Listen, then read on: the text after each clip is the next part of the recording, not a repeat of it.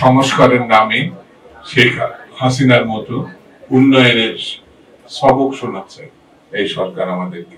ঐক্য বিনষ্ট হলে স্বৈরতন্ত্রের সুবিধা আমরা সেটা হতে দিতে পারি না। গণতন্ত্র প্রতিষ্ঠার যে লড়াই, সেই লড়াই এখনো শেষ হয়নি। স্বৈরতন্ত্রের পতন হলেও আমরা এখনো গণতান্ত্রিক বাংলাদেশ নির্বাচনের জন্য যে পদক্ষেপ সেটা নিতে পারিনি।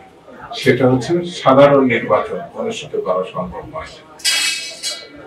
সংস্কারের নামে শেখ হাসিনার মতো উন্নয়নের সবক শোনাচ্ছে এই সরকার আমাদেরকে। যতদিন নির্বাচিত সরকার প্রতিষ্ঠা করা সম্ভব না হবে, ততদিন ফ্যাসিবাদকে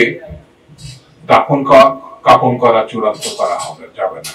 একেবারে শেষ পদক্ষেপটি যতদিন আমরা নিতে না পারবো, অর্থাৎ নির্বাচিত সরকার প্রতিষ্ঠা করতে না পারবো, ততদিন পর্যন্ত সংকট দূরীভূত হবে না।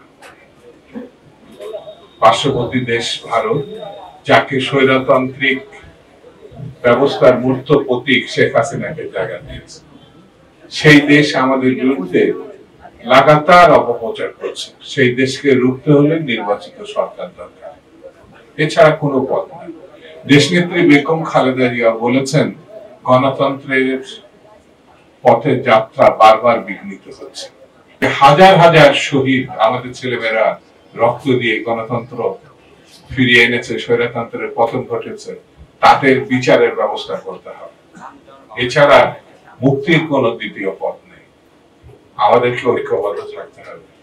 আমাদের নিজেদের মধ্যে ঐক্য যাতে বিনষ্ট না হয়, সে এমন কোন পদক্ষেপ বা বক্তব্য দেওয়া ঠিক হবে না যে বক্তব্যের কারণে ঐক্য বিনষ্ট হবে। ঐক্য বিনষ্ট হলে স্বৈরতন্ত্রের সুবিধা আমরা সেটা হতে দিতে পারি না। সেই জন্য বন্ধুরা, আসুন আমরা ঐক্যবদ্ধ ভাবে গণতন্ত্র প্রতিষ্ঠার যে লড়াই, সেই লড়াই এখনো শেষ হয়নি। সেই লড়াইকে আমাদের সাফল্যের চূড়ান্ত পর্যায়ে নিয়ে যেতে হবে।